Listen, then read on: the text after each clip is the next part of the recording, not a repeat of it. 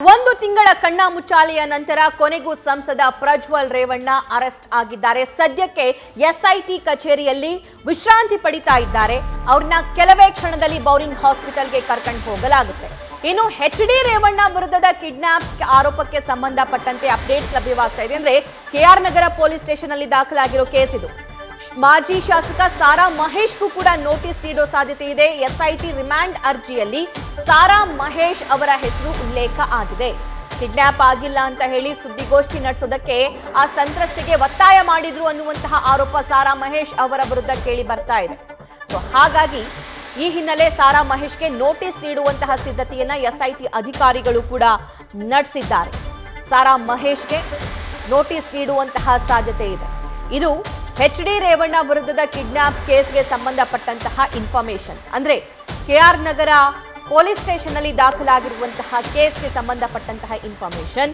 ಆ ಸಂತ್ರಸ್ತ ಮಹಿಳೆ ಮನೆಯಿಂದ ಕಾಣೆಯಾಗಿದ್ದಾರೆ, ಅವ್ರನ್ನ ಕಿಡ್ನಾಪ್ ಮಾಡಿಸಿದ್ದಾರೆ ಅನ್ನುವಂಥ ದೂರು ದಾಖಲಾಗುತ್ತೆ. ಅದಾದ ನಂತರ ಆ ಮಹಿಳೆ ಕೂಡ ಆ ಸಂತ್ರಸ್ತೆಯನ್ನು ಕೂಡ ಎಸ್ಐಟಿ ಅಧಿಕಾರಿಗಳು ಪತ್ತೆ ಹಚ್ತಾರೆ. ಅದಾದ ನಂತರ ಎಸ್ಐಟಿ ಅಧಿಕಾರಿಗಳೇ ಆಕೆಯ ಸ್ಟೇಟ್ಮೆಂಟ್ ಕೂಡ ಪಡಿತಾರೆ. ಆಕೆಯ ಸ್ಟೇಟ್ಮೆಂಟ್ನಲ್ಲಿ ಉಲ್ಲೇಖವಾಗಿರುವಂತಹ ಅಂಶ ಹೆಸರನ್ನು ಕೂಡ ಗಮನಿಸ್ತಾ ಇದ್ದೀರಾ.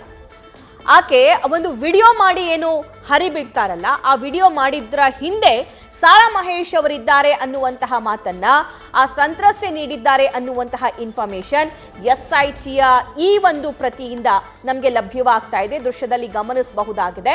ಸಾರಾ ಮಹೇಶ್ ಅವರು ನನಗೆ ಒತ್ತಾಯಿಸಿದ್ರು ಅನ್ನುವಂತಹ ಮಾತನ್ನ, ಸ್ಟೇಟ್ಮೆಂಟ್ ಅನ್ನ ಆ ಮಹಿಳೆ, ಆ ಸಂತ್ರಸ್ತ ಮಹಿಳೆ ಕೂಡ ನೀಡಿದ್ದಾರೆ. ಸೊ ಹಾಗಾಗಿ ಸಾರಾ ಮಹೇಶ್ ಅವರನ್ನು ಕೂಡ ವಿಚಾರಣೆಗೆ ಒಳಪಡಿಸ್ತಾರಾ ಅಂತ ಮತ್ತಷ್ಟು ಲೈವ್ ಡೀಟೇಲ್ಸ್ ಎಸ್ಐಟಿ ಕಚೇರಿಯಿಂದಲೇ ಮತ್ತಷ್ಟು ಮಾಹಿತಿ ನಮ್ಮ ಪ್ರತಿನಿಧಿ ಸಂದೇಶ್ ನೀಡ್ತಾರೆ. ಸಂದೇಶ್, ಸಾರಾ ಮಹೇಶ್ ಅವರಿಗೂ ಕೂಡ ಎಸ್ಐಟಿ ನೋಟಿಸ್ ನೀಡುವಂತಹ ಸಾಧ್ಯತೆ ಇದೆ. ಇದರ ಹಿಂದೆ ಸಾರಾ ಮಹೇಶ್ ಅವರ ಕೈವಾಡ ಏನು, ಆ ಸಂತ್ರಸ್ತೆ ಸ್ಟೇಟ್ಮೆಂಟ್ ಅಲ್ಲಿ ಏನಂತ ಹೇಳಿದ್ದಾರೆ, ಯಾವಾಗ ನೋಟಿಸ್ ನೀಡಬಹುದಾಗಿದೆ?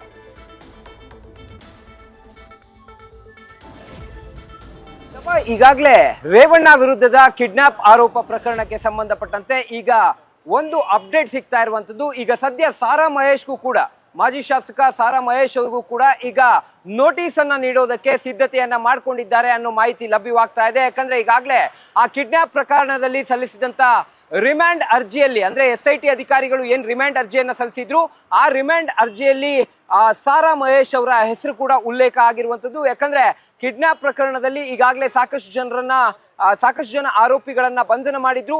ಆ ಬಂಧನವಾಗಿದ್ದಂತ ಆರೋಪಿ ಕೀರ್ತಿ ಅನ್ನೋರ ಸ್ಟೇಟ್ಮೆಂಟ್ ಅನ್ನ ರಿಮ್ಯಾಂಡ್ ಅರ್ಜಿಯಲ್ಲಿ ಮೆನ್ಷನ್ ಮಾಡಿದ್ದಾರೆ. ಕೀರ್ತಿ ಅನ್ನೋರು ಒಂದು ಸ್ಟೇಟ್ಮೆಂಟ್ ಅನ್ನ ಕೊಡ್ತಾರೆ. ಸಂತ್ರಸ್ತ ಮಹಿಳೆಯನ್ನ, ಅಂದ್ರೆ ಆಕೆ ಕಿಡ್ನಾಪ್ ಆಗಿದ್ದಂತ ಸಂದರ್ಭದಲ್ಲಿ ಆಕೆಯ ಮೂಲಕವಾಗಿ ಸುದ್ದಿಗೋಷ್ಠಿಯನ್ನ ಮಾಡಿಸೋದಕ್ಕೆ ಸಾರಾ ಮಹೇಶ್ ಅವರು ಮುಂದಾಗಿದ್ರು. ಎಲ್ಲ ಒಂದ್ ಕಡೆ ಸಾರಾ ಮಹೇಶ್ ಅವರು ಕಿಡ್ನಾಪ್ ಆಗಿದ್ದಂತ ಸಂದರ್ಭದಲ್ಲಿ ನಾನು ಕಿಡ್ನಾಪ್ ಆಗಿಲ್ಲ ಅಂತ ಸುದ್ದಿಗೋಷ್ಠಿ ಮಾಡು ಅಂತೇಳಿ ಆಕೆಗೆ ಒತ್ತಾಯವನ್ನ ಮಾಡಿದ್ರು. ಆದ್ರೆ ಅದೇ ಸಂದರ್ಭದಲ್ಲಿ ಎಚ್.ಡಿ. ರೇವಣ್ಣ ಅವರಿಗೆ ಎಸ್ಐಟಿ ಅವರು ನೋಟಿಸ್ ಕೊಟ್ಟಂತ ಹಿನ್ನೆಲೆಯಲ್ಲಿ, ಅಥವಾ ಅವತ್ತು ವಿಚಾರಣೆಗೆ ಕರೆದಂತ ಹಿನ್ನೆಲೆಯಲ್ಲಿ, ಅವತ್ತು ಏನು ಬೇರೆ ಪ್ರಕರಣಕ್ಕೆ ಸಂಬಂಧಪಟ್ಟಂತೆ ಹೊಳೆನರಸೀಪುರದಲ್ಲಿ ದಾಖಲಾಗಿದ್ದಂತ ಲೈಂಗಿಕ ದೌರ್ಜನ್ಯ ಪ್ರಕರಣದಲ್ಲಿ ನೋಟಿಸ್ ಅನ್ನ ಕೊಟ್ಟಂತ ಹಿನ್ನೆಲೆಯಲ್ಲಿ ಆ ಒಂದು ಸುದ್ದಿಗೋಷ್ಠಿ ರದ್ದಾಗಿತ್ತು. ಅದಾದ ನಂತರ ಸುದ್ದಿಗೋಷ್ಠಿ ಆಗದ ಕಾರಣ ಆಕೆಯಿಂದಲೇ ಒಂದು ವಿಡಿಯೋವನ್ನ, ಅಂದ್ರೆ ಈಗಾಗಲೇ ಸಂತ್ರಸ್ತ ಮಹಿಳೆಯ ಒಂದು ವಿಡಿಯೋ ಏನು ವೈರಲ್ ಆಗಿತ್ತು, ಆ ವೈರಲ್ ಆದಂತ ವಿಡಿಯೋವನ್ನ ಖುದ್ದು ಸಾರಾ ಮಹೇಶ್ ಅವರೇ ಮಾಡಿದ್ದಾರೆ ಅಂತೇಳಿ ಏನು ಬಂಧಿತರಾಗಿರುವಂತ ಆರೋಪಿ ಕೀರ್ತಿ ಅವರು ಹೇಳಿಕೆಯನ್ನ ನೀಡಿದ್ದಾರೆ. ಈ ಒಂದು ಹೇಳಿಕೆಯನ್ನ ರಿಮ್ಯಾಂಡ್ ಅರ್ಜಿಯಲ್ಲಿ ಮೆನ್ಷನ್ ಮಾಡಿದ್ದಾರೆ. ಕೀರ್ತಿ ಅವರನ್ನ ವಿಚಾರಣೆ ಮಾಡಿ ಅದಾದ ಬಳಿಕ ಯಾವಾಗ ನ್ಯಾಯಾಲಯಕ್ಕೆ ಅವರನ್ನ ಪ್ರೆಸೆಂಟ್ ಮಾಡ್ತಾರೋ ಅಥವಾ ಅವರನ್ನ ಕರ್ಕೊಂಡ್ಬಂದು ಹಾಜರುಪಡಿಸಿದಂತ ಸಂದರ್ಭದಲ್ಲಿ ರಿಮ್ಯಾಂಡ್ ಅರ್ಜಿಯನ್ನ ಏನ್ ಸಲ್ಲಿಕೆ ಮಾಡ್ತಾರೆ, ಆ ರಿಮ್ಯಾಂಡ್ ಅರ್ಜಿಯಲ್ಲಿ ಈ ಎಲ್ಲಾ ಇನ್ಫಾರ್ಮೇಶನ್ ಅನ್ನ ಸಲ್ಲಿಕೆ ಮಾಡಿದ್ದಾರೆ. ಹಾಗಾಗಿ ಆ ಪ್ರಕರಣದಲ್ಲಿ ಈಗ ಮಾಜಿ ಶಾಸಕ ಸಾರಾ ಮಹೇಶ್ ಅವ್ರಿಗೆ ನೋಟಿಸ್ ಅನ್ನ ಕೊಡೋದಕ್ಕೆ ಎಸ್ಐಟಿ ಅಧಿಕಾರಿಗಳು ಸಿದ್ಧತೆಯನ್ನ ಮಾಡ್ಕೊಂಡಿದ್ದಾರೆ. ಸಭಾ ಸಂದೇಶ್, ಈ ಪ್ರಕರಣಕ್ಕೆ ಸಂಬಂಧಪಟ್ಟಂತೆ ಜೆಡಿಎಸ್ ನಾಯಕರಿಗೂ ಕೂಡ ಈಗ ಸಂಕಷ್ಟ ಕಾದಿದೆಯಾ ಅಂತ. ನಿನ್ನೆ ಎ ಮಂಜು ಅವರ ಹೆಸರು ಪ್ರಸ್ತಾಪ ಆಯಿತು, ಇವತ್ತು ಸಾರಾ ಮಹೇಶ್. ಏನಾಗುತ್ತೆ ಮುಂದೆ ಹಾಗಾದ್ರೆ?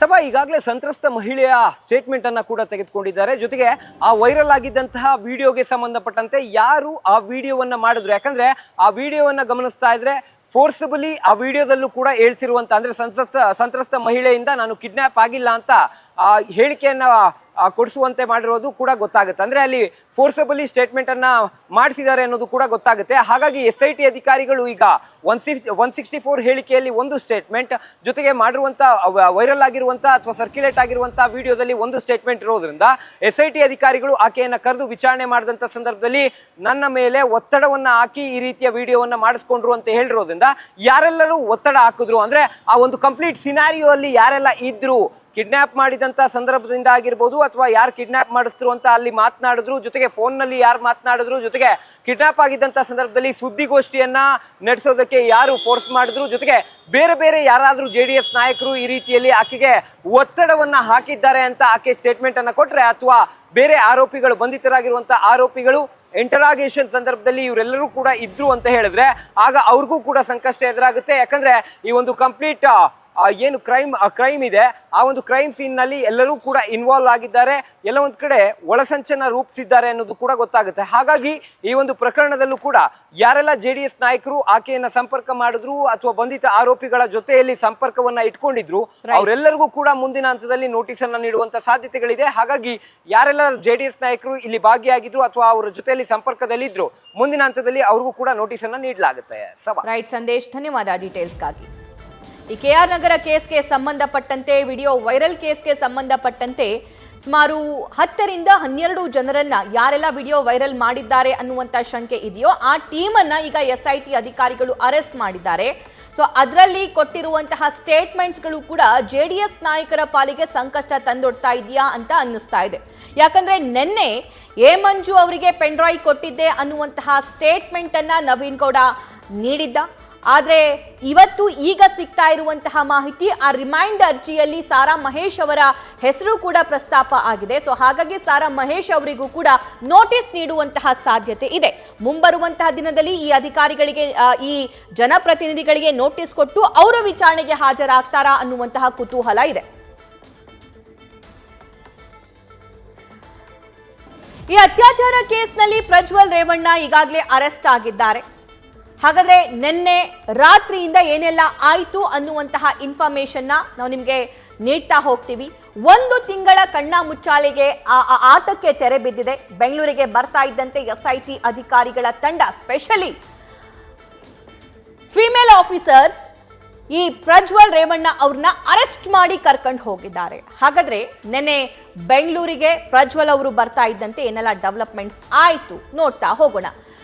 ಮಧ್ಯರಾತ್ರಿ 12:49 ಬೆಂಗಳೂರಲ್ಲಿ ಲುಫ್ತಾನ್ಸ್ ಏರ್ಲೈನ್ಸ್ ಲ್ಯಾಂಡ್ ಆಗುತ್ತೆ. ಸತತ 34 ದಿನಗಳ ಬಳಿಕ ಪ್ರಜ್ವಲ್ ರೇವಣ್ಣ ಪ್ರತ್ಯಕ್ಷರಾಗ್ತಾರೆ ಕರ್ನಾಟಕದಲ್ಲಿ. ಮಧ್ಯರಾತ್ರಿ 1:10 CISF ವಶಕ್ಕೆ ಪ್ರಜ್ವಲ್ ರೇವಣ್ಣ ಅವರು ಇರ್ತಾರೆ. ಮಧ್ಯರಾತ್ರಿ 1:14 ಕೆಂಪೇಗೌಡ ಏರ್ಪೋರ್ಟ್ನಲ್ಲಿ ಇಮಿಗ್ರೇಷನ್ ಪ್ರಕ್ರಿಯೆ ಕೂಡ ನಡೆಸಲಾಗುತ್ತೆ.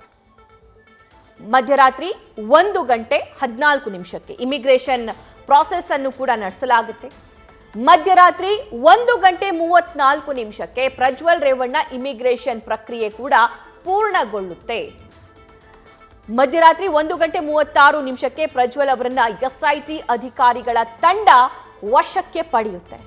SIT ಅಧಿಕಾರಿಗಳು ಕಾಯ್ತಾ ಇದ್ರು, ನೋಟಿಸ್ ಮೇಲೆ ನೋಟಿಸ್ ಕೊಟ್ರು, ಲುಕೌಟ್ ನೋಟಿಸ್ ಜಾರಿ ಮಾಡಿದ್ರು, ಇಂಟರ್ಪೋಲ್ ಇಂದ ನೋಟಿಸ್ ಹೊರಡಿಸೋ ಕೆಲಸ ಆಯಿತು. ಇಷ್ಟೆಲ್ಲ ಆದರೂ ಕೂಡ ಪ್ರಜ್ವಲ್ ರೇವಣ್ಣ ಅವರಿಂದ ಯಾವುದೇ ಆನ್ಸರ್, ಯಾವುದೇ ಉತ್ತರ ಅಥವಾ ಯಾವುದೇ ಮೇಲ್ ಆಗಿರಬಹುದು, ಮೆಸೇಜ್ ಆಗಿರಬಹುದು, ಕಾಲ್ ಆಗಿರಬಹುದು, ಏನೂ ಇರಲಿಲ್ಲ. ಆದರೆ ಪ್ರಜ್ವಲ್ ಅವರು ಒಂದು ಜರ್ಮನಲ್ಲಿದ್ದು ಒಂದು ವಿಡಿಯೋ ಮಾಡಿ ಹರಿಬಿಡ್ತಾರೆ. 31ನೇ ತಾರೀಕು SIT ವಿಚಾರಣೆಗೆ ಹಾಜರಾಗ್ತೀನಿ ಅಂತ. ಅದರಂತೆ ಲುಫ್ತಾನ್ಸ್ ಏರ್ಲೈನ್ಸ್ನಲ್ಲಿ ಅವರು ಪ್ರಯಾಣವನ್ನು ಬೆಳೆಸ್ತಾರೆ. ನಿನ್ನೆ ಮಧ್ಯರಾತ್ರಿ ಅವರ ಇಮಿಗ್ರೇಷನ್ ಪ್ರಕ್ರಿಯೆ ಎಲ್ಲ ಮುಕ್ತಾಯಗೊಂಡು ಮಧ್ಯರಾತ್ರಿ 1:36 ಪ್ರಜ್ವಲ್ ರೇವಣ್ಣರನ್ನ SIT ಅಧಿಕಾರಿಗಳು ವಶಕ್ಕೆ ಪಡಿತಾರೆ. ಹಾತೊರಿತಾ ಇದ್ರು SIT ಅಧಿಕಾರಿಗಳು, ಪ್ರೆಷರ್ ಇತ್ತು ಅವರ ಮೇಲೆ, ಅವ್ರನ್ನ ಅರೆಸ್ಟ್ ಮಾಡಬೇಕು ಅಂತ ಹೇಳಿ. ಮಧ್ಯರಾತ್ರಿ 1:38 ಏರ್ಪೋರ್ಟ್ ಇಂದ ಪ್ರಜ್ವಲ್ ರೇವಣ್ಣ ಅವ್ರನ್ನ SIT ಅಧಿಕಾರಿಗಳು SIT ಕಚೇರಿಗೆ ಕರ್ಕೊಂಡು ಹೋಗ್ತಾರೆ.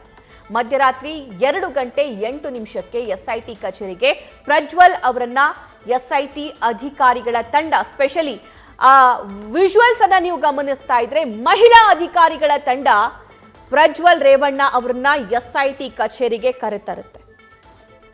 ಆ ಕಾರ್ನಲ್ಲಿ, ಆ ವಾಹನದಲ್ಲಿ ಡ್ರೈವರ್ ಒಬ್ಬರನ್ನ ಹೊರತುಪಡಿಸಿದ್ರೆ ಬೇರೆ ಎಲ್ಲಾ ಮಹಿಳಾ ಅಧಿಕಾರಿಗಳಿದ್ದಾರೆ, ಅದನ್ನು ಕೂಡ ಸೂಕ್ಷ್ಮವಾಗಿ ಗಮನಿಸಬೇಕು. ಮಧ್ಯರಾತ್ರಿ 2:08 ಪ್ರಜ್ವಲ್ ಅವರನ್ನ ಅಧಿಕಾರಿಗಳು ಎಸ್ಐಟಿ ಕಚೇರಿಗೆ ಕರೆತರ್ತಾರೆ. ಅಧಿಕೃತವಾಗಿ ಪ್ರಜ್ವಲ್ ರೇವಣ್ಣರನ್ನ ಎಸ್ಐಟಿ ಅಧಿಕಾರಿಗಳ ತಂಡ ಬಂಧಿಸಿದೆ. ಸೊ ಇವತ್ತು ಮುಂದಿನ ಪ್ರಾಸೆಸ್ ಕೂಡ ನಡೆಯುತ್ತೆ. ಅವ್ರನ್ನ ಮೆಡಿಕಲ್ ಟೆಸ್ಟ್ಗೆ ಒಳಪಡಿಸಬೇಕು, ಅದು ಫಸ್ಟ್ ಪ್ರಯಾರಿಟಿ. ಅದಾದ ನಂತರ ನ್ಯಾಯಾಧೀಶರ ಮುಂದೆ ಅವ್ರನ್ನ ಹಾಜರುಪಡಿಸಬೇಕು. ಅವ್ರನ್ನ ಕಸ್ಟಡಿಗೆ ಕೇಳ್ತಾರೆ ಎಸ್ಐಟಿ ಅಧಿಕಾರಿಗಳು. ಸಹಜವಾಗಿ ಎಲ್ಲ ಪ್ರಕರಣಗಳಲ್ಲಿ ತುಂಬಾ ಸೀರಿಯಸ್ ಆಗಿರುವಂಥ ಕೇಸ್ನಲ್ಲಿ ಮ್ಯಾಕ್ಸಿಮಮ್ 14 ದಿನ ಎಸ್ಐಟಿ ಕಸ್ಟಡಿಗೆ ನೀಡಲಾಗುತ್ತೆ. ಸೊ ಇಲ್ಲೂ ಕೂಡ 14 ದಿನ ಎಸ್ಐಟಿ ಕಸ್ಟಡಿಗೆ ನೀಡ್ತಾರಾ ನ್ಯಾಯಾಧೀಶರು, ಅಥವಾ ಅವ್ರನ್ನ ನ್ಯಾಯಾಂಗ ಬಂಧನಕ್ಕೆ ವಿಧಿಸಲಾಗುತ್ತಾ ಅನ್ನೋದಕ್ಕೆ ಸಂಬಂಧಪಟ್ಟಂತೆ ಸಾಕಷ್ಟು ಕ್ಯೂರಿಯಾಸಿಟಿ ಕೂಡ ಇದೆ. ಸೊ ಅವ್ರನ್ನ ಬೌರಿಂಗ್ ಹಾಸ್ಪಿಟಲ್ಗೆ ಮೆಡಿಕಲ್ ಟೆಸ್ಟ್ಗೆ ಒಳಪಡಿಸಲಾಗುತ್ತೆ. ಅದಾದ ನಂತರ ನ್ಯಾಯಾಧೀಶರ ಮುಂದೆ ಹಾಜರುಪಡಿಸಲಾಗುತ್ತೆ. ಆವಾಗ ಎಸ್ಐಟಿ ಕಸ್ಟಡಿಗೋ ಅಥವಾ ನ್ಯಾಯಾಂಗ ಬಂಧನಕ್ಕೋ ಅನ್ನುವಂತಹ ಪ್ರಶ್ನೆಗೆ ಉತ್ತರ ಲಭ್ಯ ಆಗುತ್ತೆ. ನಿನ್ನೆ ಮಧ್ಯರಾತ್ರಿ ಪ್ರಜ್ವಲ್ ರೇವಣ್ಣ ಲ್ಯಾಂಡ್ ಆದಾಗಿನಿಂದ ಎಸ್ಐಟಿ ಕಚೇರಿವರೆಗೂ ಏನೆಲ್ಲ ಡೆವಲಪ್ಮೆಂಟ್ ಆಯಿತು ಅನ್ನುವಂತಹ ಇನ್ಫಾರ್ಮೇಶನ್ ನೀವು ನೋಡಿದ್ರಿ. ನ್ಯೂಸ್ ಫಸ್ಟ್ ನಿರ್ಭೀತಿಯಿಂದ ನಿಮ್ಮ ಪರವಾಗಿ.